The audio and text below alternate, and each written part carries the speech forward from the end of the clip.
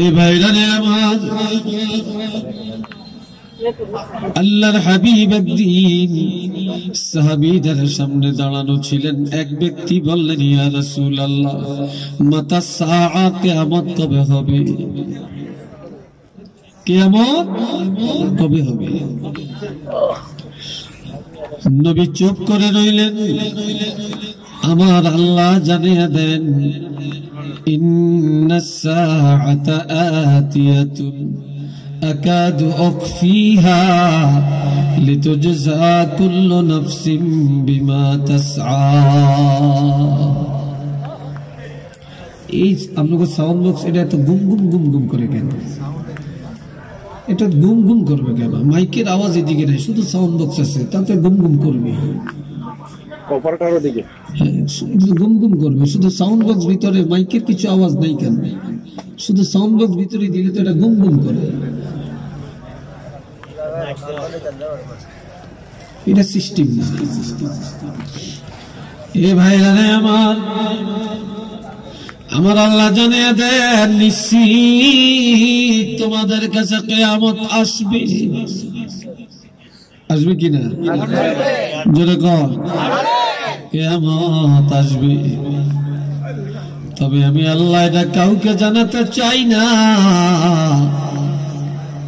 এটা আমি আল্লাহর কাছে গোপন রাখলাম। এই জন্য রেখে দিলাম, লিতুজজা কুল্লু নাফসিন বিমা তাসআ।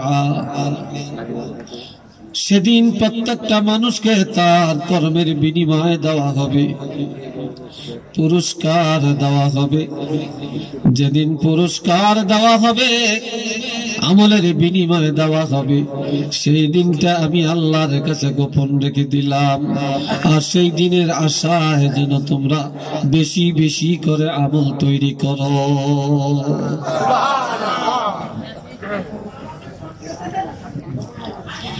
এই দুনিয়ায় এক দলের মাথা উঁচা, আর এক দলের মাথা হলো নিচা। এক দল সব সময় বুক ফুলিয়ে চলে, বড় গলায় কথা বলে, বাহাদুরি প্রদর্শন করে। আর এক দল সব সময় নিজকে দুর্বল মনে করে মাথা নিচু করে রাখে। যারা বুক ফুলাইয়া চলে, যারা বড় বড় কথা বলে, তাদের পিছনে তালাশ করে দেখেন তারা সুদ খায়, তারা ঘুষ খায়, তারা সিটিং বাজ, তারা রংবাজ, তারা বাটপার। আর যারা দুর্বল, তারা নামাজি, তারা নেককার, তারা ইমানদার। একটু চিল্লিয়া বলেন না সুবহানাল্লাহ। কথা ঠিক কিনা?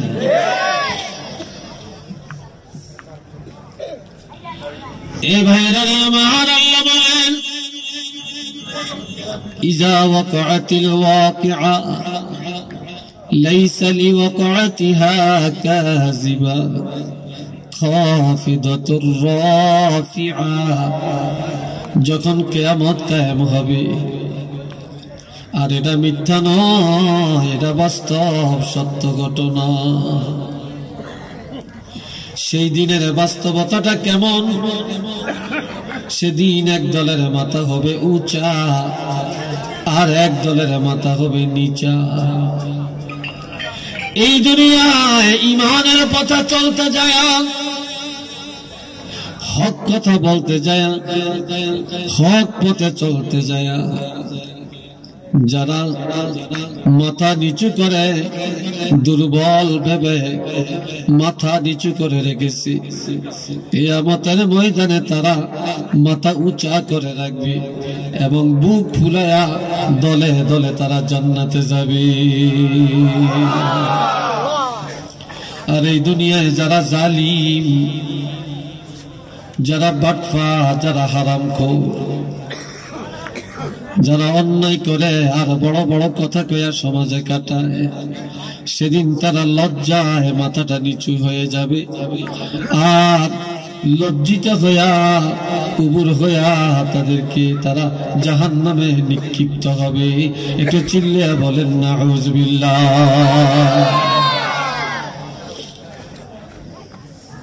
বসেন, সবাই বসে যান। আর আপনারা ইত্যার ফল দিলেন কেন বসতে? আপনার পাট দিলেন না কেন? দাড়ি দিলেন না কেন? নাড়া দিলেন না কেন? এই শীতের দিন তের ফল কখনো দিবেন না, মনে রাখবেন। দাড়ি ভাড়া আনবেন অথবা খের আনবেন, সেটি দিবেন, আরামে মানুষ বসবে। আর এটা কিন্তু খুব ঠান্ডা, অনেকে এই জন্য বসতে চায় না। তারপরও বসলে গরম হয়ে যাবে। একটু বসেন, কষ্ট করে বসে। কিছু পড়বে, এটা আস্তে ঠিক হয়ে যাবে। কুয়াশা হইলে এরকম হয়। রে ভাই আমার, শুধু এটাই নয়, এই দুনিয়ায় যা ছেলেরা বিদেশ যায়, যে লাখ লাখ টাকা কামায়, সে মনে করে তার জীবনটা সফল। যা ছেলেরা লেখাপড়া করে, ভালো চাকরি করে, বলে জীবনটা সফল।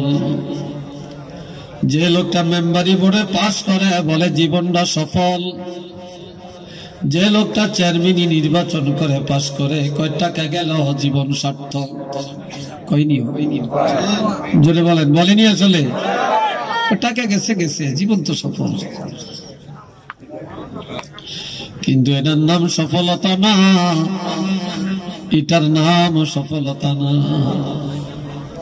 আমার আল্লাহ বলেন, আল ওয়াজনু ইয়াউমাইযিনিল হক ফামান সাকুলাত মাওয়াজিনুহু ফাউলাইকা হুমুল মুফলিহুন। এই যুবকদের কি কষ্ট হয় নাকি আমার কথায়? তো এরাই উঠে কেন? কিসের পানি পড়ে? আপনাদের ওখানে পানি পড়ে, আমাদের এখানে কি সিন্নি পড়ে নাকি? কি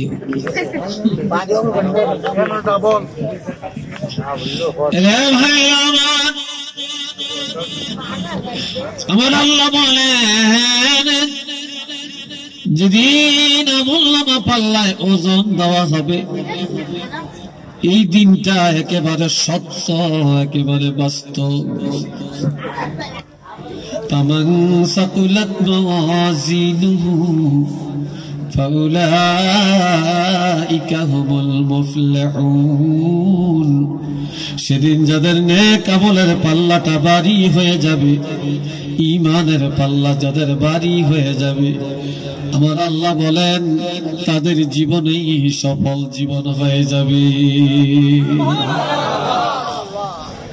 তাদের জীবনটাই সার্থক, তাদের জীবনটাই সফল। দুনিয়ায় একটা কাজ অনেক কঠিন, আর একটা কাজ অনেক সহজ। সবচেয়ে কঠিন কাজ হলো নিজের দোষটা স্বীকার করে নেওয়া, ঠিক নেই? সবচেয়ে কঠিন কাজ নিজের দোষ স্বীকার করা। আর সবচেয়ে সহজ কাজ হলো পরের দোষ প্রকাশ করা। পরের দোষ না থাকলো পরের দোষ। সবচেয়ে কঠিন কাজ হলো নিজের দলীয় লোকেরা দোষী বানিয়ে দেওয়া, এটা সম্ভব না। সবচেয়ে সহজ কাজ হলো বিরোধী দলকে মামলায় ঢুকাইয়া দেওয়া। কথা ঠিক কিনা বলে? এটা খুব সহজ। এ ভাইরা আমার আল্লাহ বলেন, ওয়ামান খাফফাত মাওয়াজিনুহু ফাউলাইকাল্লাযীনা কাসারু আনফুসাহুম। কিয়ামতের ময়দানে যাদের নেক আমলের পাল্লাটা হালকা হবে, গুনার পাল্লা ভারী হয়ে যাবে, সেদিন কার উপরে দোষটা চাপাইয়া দিবা? সেদিন কেউ কাউকে দোষী করতে পারবা না। সেদিন যারা জাহান্নামী হবে, প্রত্যেকটা মানুষ নিজের কারণে নিজেরা জাহান্নামে যাবে। যাদের নেক আমল কম হবে অন্যের কারণে হবে না, নিজের কারণে নিজেদের নেক আমল কম হয়ে যাবে।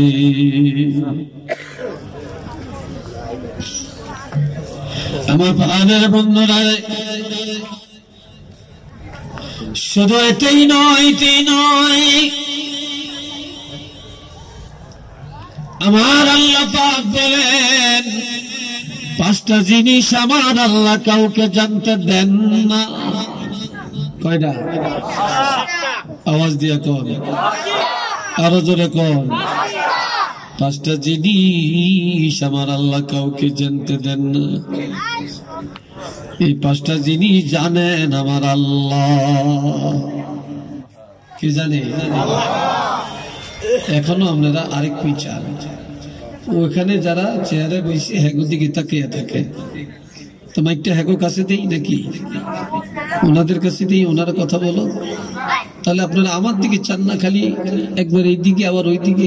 আমার দেখেন খুব একটু বুড়া দেখা যায়, একটু দুর্বল দেখা যায়। আমার এত পাগল ভাইবেন না আপনারা। ওয়াজ তো ওয়াজি, আদব তো আদবই।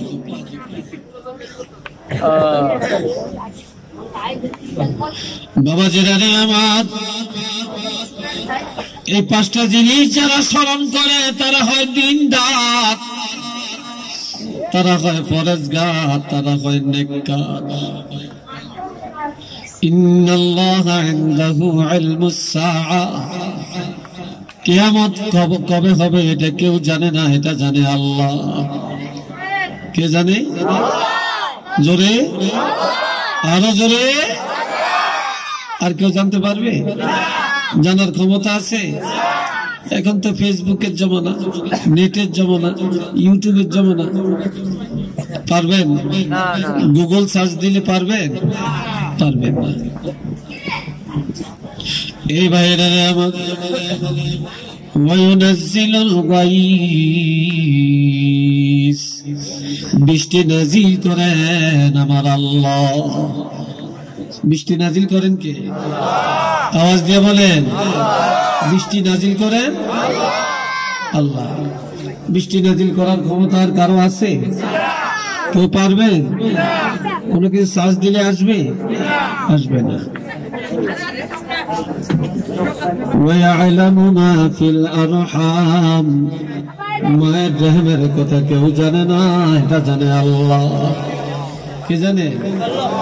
মায়ের রহমে কি ছেলে না মেয়ে? আল্লাহ কি বানাবেন এটা কেউ জানে না, এটা জানেন আল্লাহ।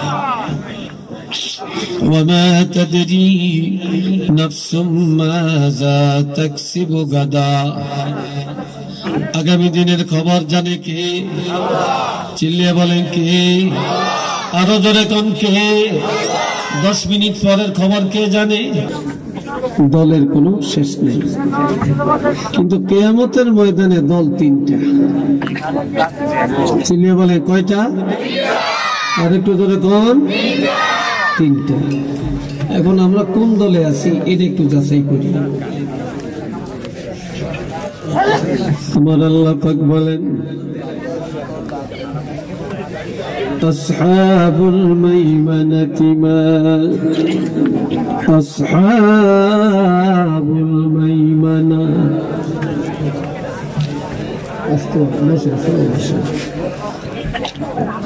কিয়ামতের ময়দানে মুসিবতের দিন আল্লাহ পাকের আরশে আজিম, এই আরশে আজিমের ছায়া ছাড়া কোনো ছায়া নাই। সেদিন আরশে আজিমের ডাইন পাশে থাকবে একদল, তারা হবে সবচেয়ে বড় ভাগ্যবান। কেন? তাদের নেক আমল বেশি, তাদের গুনাহগুলি কম। তাদের নেক আমল বেশি, তাদের গুনাহ কম। আর একটা দল وأصحاب الشمال ما أصحاب الشمال وأصحاب المشأمة ما أصحاب المشأمة আরেক দল আরশে আজিমের বাম পার্শ্বস্থ হবেন, তারা হবে নিকৃষ্ট, তাদের নেক আমল নাই। তারা দুনিয়ার পিছনে এমন ভাবে দৌড়াইছে, কিন্তু তাদের মধ্যে তালাশ করলে নেক আমল পাওয়া যাবে না। তাদের গুনাহ বেশি, তাদের নেক আমল কম। আপনারা মোবাইল টোবাইল গুলি তো বাদ দিয়া একটু বৈশাখ কথা শুনতে পারেননি আসলে, আর নইলে প্রোগ্রাম যেভাবে করার করেন, আমি আমারটা বন্ধ রাখেন। আর একটা দল হবে ভিআইপি দল, এরা ডানেও না বামেও না, জান্নাত আর আরশে আজিমের মাঝখানে দাঁড়াবে। এরা কারা? والسابقون السابقون أولئك المقربون। আমার আল্লাহ পাক বলেন এরা ভিআইপি দল, এরা আল্লাহর দিদার প্রাপ্ত দল, তারা বিনা হিসাবে জান্নাতে যাবে। এদের পরিচয়টা কি? মিনান নাবিয়্যিন, এক নম্বরে নবীগণ, ওয়াস-সিদ্দীকিন, সত্যবাদী সাহাবীগণ, ওয়াস-শুহাদা, তারা শহীদগণ, ওয়াস-সালিহিন, তারা হলেন নেককার উলামায়ে কেরাম, নেককার আল্লাহর বান্দাগণ, তারা বিনা হিসাবে জান্নাতে যাবেন। আওয়াজ দিয়ে বলেন না সুবহানাল্লাহ। আমার আল্লাহ পাক আরো বলেন কিয়ামতের ময়দানে, মুসিবতের দিনে আল্লাহ পাকের আরশে আজিমের ছায়ার মধ্যে 7 শ্রেণীর মানুষ আল্লাহ জায়গা করে দিবেন। এই 7 শ্রেণীর মানুষ আল্লাহ পাকের আরশে আজিমের ছায়ার নিচে থাকবে। আর একটু আস্তে কোন সুবহানাল্লাহ। এবার এক নম্বরে قال رسول الله صلى الله عليه وسلم سبعة يظلهم الله يوم لا ظل إلا ظله। সেদিন আরশে আজিমের ছায়া ছাড়া কোনো ছায়া নাই রে। সেদিন আমার আল্লাহ 7 শ্রেণীর মানুষকে আরশে আজিমের ছায়ার নিচে জায়গা করে দিবে।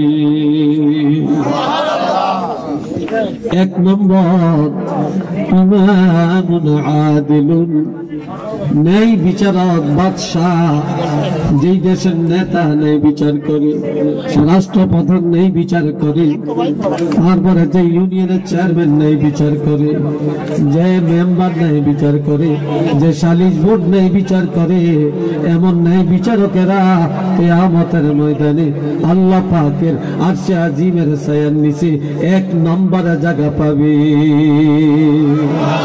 আর একটু জোরে কর রে ভাই। দুনিয়াতে বিচারের অভাব নাই, তবে নেই বিচারের অভাব। কথা ঠিক কিনা বলেন? বিচার আছে, নেই বিচার। আর বিচারকরা বিচার করতে পারে না ঠেলার জন্য। কথা ঠিক কিনা? আর বিচারক রইল এখন ফুতুল ফুতুল, যেমন আছে তেমন আছে, ফুতুলের কি দোষ? কথা ঠিক কিনা বলে?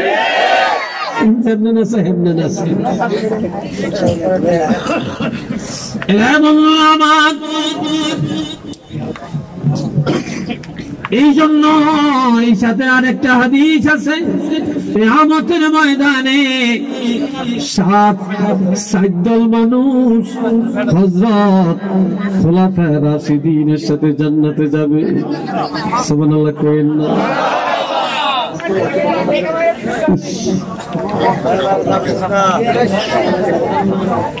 আবার 60 শ্রেণীর মানুষ 60 জন কাফেরের সাথে জাহান্নামে যাবে, এটা হাদিস। এরা যুবকেরা শোনো, 1 নম্বরে রাষ্ট্রপ্রধান যারা ন্যায় বিচার করে না, রাষ্ট্রপ্রধান যারা জাতির উপরে জুলুম করে, রাষ্ট্রপ্রধানেরা যদি বেনমাজি হয়, রাষ্ট্রপ্রধানেরা যদি রাষ্ট্রের মধ্যে হক প্রতিষ্ঠা না করে, কিয়ামতের ময়দানে তারা ফেরাউন রাষ্ট্রপ্রধান কাফির, এই ফেরাউনের সাথে জাহান্নামে যাবে। এই দুনিয়ার মন্ত্রী মিনিস্টাররা যদি নামাজ কায়েম না করে, অধীনস্থকে হক কথা না বলে, হক বিচার না করে, তাহলে কাফেরদের মন্ত্রী ছিল হামান, এই হামান কাফেরের সাথে জাহান্নামে যাবে। দুনিয়ার কোটিপতিরা যদি নামাজ কায়েম না করে, তারা যদি ন্যায় বিচার প্রতিষ্ঠা না করে, অধীনস্থের উপরে ন্যায় বিচার না করে, তারা কারুন নামক কোটিপতি কাফেরের সাথে জাহান্নামে যাবে। আর এই দুনিয়া নিম্নবিত্ত গরিবেরা যদি নামাজ কায়েম না করে, আর সমাজের মধ্যে ন্যায় কথা ন্যায় বিচার না করে, তারা উবাই ইবনে খালদ গরিব কাফের, এই গরিব কাফেরের সাথে জাহান্নামে যাবে। একটু চিল্লিয়ে বলেন নাউযুবিল্লাহ। দুনিয়ার রাজা বাদশাহরা যদি নামাজ কায়েম করে, জাতির উপরে জুলুম না করে, ন্যায় বিচার কায়েম করে, কিয়ামতের ময়দানে হযরত আবু বকর সিদ্দিক রাদিয়াল্লাহর সাথে জান্নাতে যাবে। একটু মারহাবা কোন। আর এই দুনিয়ার মন্ত্রীরা যদি নামাজ কায়েম করে, ন্যায় বিচার কায়েম করে, জুলুম না করে, ন্যায় বিচার করে, তারা হযরত ওমর ফারুক রাদিয়াল্লাহর সাথে জান্নাতে যাবে। এই দুনিয়ার কোটিপতিরা যদি নামাজ কায়েম করে, দুনিয়ার কোটিপতিরা অধীনস্থকে যদি অধীনস্থের প্রতি জুলুম না করে, নামাজ কায়েম করে, সত্য প্রতিষ্ঠা করে, কিয়ামতের ময়দানে তারা হযরত ওসমান গনি রাদিয়াল্লাহর সাথে জান্নাতে যাবে। এই দুনিয়ার গরিবেরা যদি নামাজ কায়েম করে, এই দুনিয়ার ভিক্ষুকেরা যদি নামাজ কায়েম করে, এই দুনিয়া খেটে খাওয়া মানুষরা যদি ন্যায় বিচার করে, তারা কিয়ামতের ময়দানে হযরত আলী রাদিয়াল্লাহর সাথে জান্নাতে যাবে। একটু আওয়াজ দিয়া বলেন না সুবহানাল্লাহ। এই জন্য আমার আল্লাহর নবী বলছেন, ইমামুন আদিলুন, যারা ন্যায় বিচারক, যারা ন্যায় শাসক, তারা আল্লাহ পাকের আরশে আজিমের ছায়ার নিচে জায়গা পাবে। 2 নম্বর, ওয়াশাবুন নাসাফি ইবাদাতিল্লাহ, যেই সব যুবতীরা জওয়ানেরা জওয়ানকালে আল্লাহর ইবাদত করে, জওয়ানকালে নামাজ পড়ে, জওয়ানকালে সত্য কথা বলে, জওয়ানকালে মানুষের উপকার করে, জওয়ানকালে সমাজের উপকার করে, জওয়ানকালে রাষ্ট্রের উপকার করে, জাতির উপকার করে, অধীনস্থের উপকার করে, জওয়ানকালটা আল্লাহর ইবাদতে ব্যয় করে, কিয়ামতের ময়দানে তারা আল্লাহ পাকের আরশে আজিমের ছায়ার নিচে থাকবে।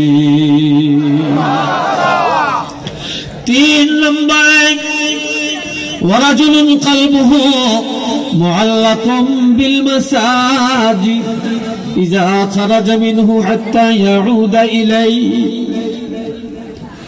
যেই মানুষটা 5 ওয়াক্ত নামাজ মসজিদের মধ্যে যায় আদায় করে, আবার নামাজ পড়ে হালাল কাজে চলে যায়, ব্যবসায় চলে যায়, অফিস আদালতে চলে যায়, কাজে কর্মে চলে যায়, আবার অন্তরটা মসজিদের মধ্যে লাগিয়ে রাখে।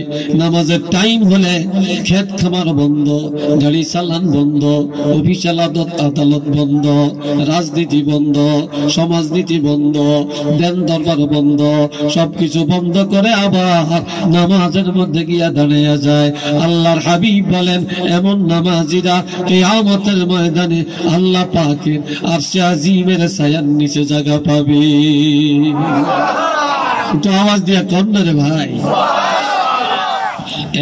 এরপরে 4 নম্বরে ওয়ারাজুলানি তাআব্বা ফিল্লাহি ইজতামা আলাইহি ওয়া তাফাররাকা আলাইহি। ওই দুই বন্ধু যারা একজন আরেকজনকে ভালোবাসে আল্লাহর জন্য, ভালোবাসা আল্লাহর জন্য, দুশ্মনী হবে আল্লাহর জন্য, স্বার্থের জন্য ভালোবাসা জায়েজ নাই, দুনিয়ার লোভে ভালোবাসা জায়েজ নাই। কাউকে ভালোবাসলে বিদেশ যাওয়া যাবে, ভিসা পাওয়া যাবে, চাকরি পাওয়া যাবে, এই আশায় কাউকে ভালোবাসা করা আমার রাসূলের সুন্নতের খেলা।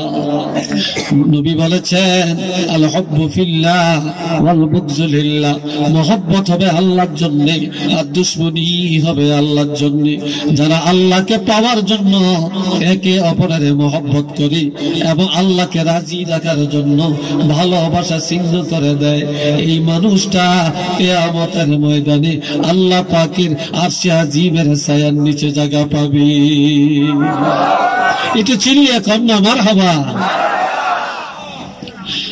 এরপরে 5 নম্বরে ওয়ারাজুলুন যাকারাল্লাহ খালিয়ান ফাফাদাত আইনাহা, যে লোকটা অবসর টাইমে গাঞ্জার আড্ডায় গেল না, মদের আড্ডায় গেল না, জুয়ার আড্ডায় গেল না, জিনার আড্ডায় গেল না, ধোঁকাবাজিতে গেল না, সিটারিতে গেল না, বাটপারিতে গেল না, তারাও মাথায় বাড়ি দেয় না।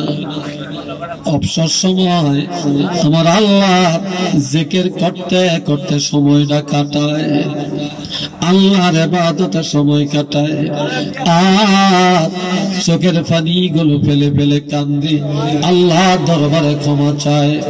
ফাফাদাত আইনা, চোখের পানি গুলো গাল বায়া বায়া জোরে পড়ে, আল্লাহকে ভয় করতে করতে কান্দে, আল্লাহর জিকির করে, আল্লাহর ভয়ে চোখের পানি ফেলে কাঁদে। এই লোকটা কিয়ামতের ময়দানে আরশে আজিমের ছায়ার নিচে জায়গা পাবে।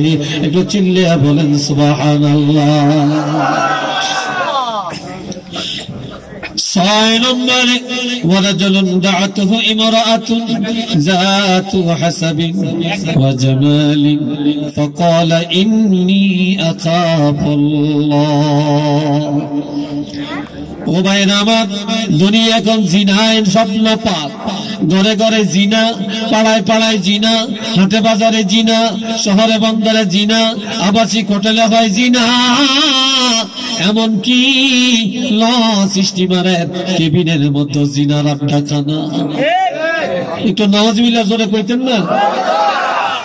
মনে রাখবেন, যেই দেশে মানুষের জিনার সয়লাভ বেড়ে যাবে, পাড়ায় পাড়ায় জিনা বেড়ে যাবে, তখন এই জমিনে আর রহমত থাকবে না, বরকত থাকবে না, মায়া দয়া থাকবে না। তখন ভালো মানুষের আশা করা যায় না, ভালো নেতার আশা করা যায় না, ভালো নেতৃত্বের আশা করা যায় না। তখন আল্লাহর গজব একটা একটা করে জমিনে আসবে, জমিনের রহমত আসমানের মধ্যে চলে যাবে। একটু চিল্লে এখন নাউজুবিল্লাহ। আর এই জিনার জন্য তাই হলো 1 নম্বরে মহিলারা। জোরে বলেন কারা? জোরে বলেন কারা? মেয়েরা। তবে আমাদের দেশে একটা আইন করা হয়েছে, গাঁজাখুরি আইন। আবার আপনারা কে কি আইন করেন জানি না, আমি মনে করি আমার দৃষ্টিতে এটা গাঁজাখুরি। ছেলেরা যদি ইফটিজিং করে, যৌন হয়রানি করে, কোন মেয়েরা যদি উত্তপ্ত করে, তার জেল কাটা লাগবে, মামলার আসামি হওয়া লাগবে, শাস্তি ভোগ করা লাগবে, জরিমানা দেওয়া লাগবে। আর মেয়েরা যদি ছেলেদেরকে ইফটিজিং করে, মেয়েরা যদি ছেলেদেরকে বিপদে পালায়, কোন মাইয়ারা বিপদে পড়বে, তাদের নামে মামলা হবে, আদালতে দাঁড়ান লাগবে। এমন আইন বাংলাদেশে নাই। কি কথা ঠিক কিনা বলে? আছে এমন আইন? তাহলে এক পক্ষে আইন হয়েছে না। অথচ আমার নবী বলছেন,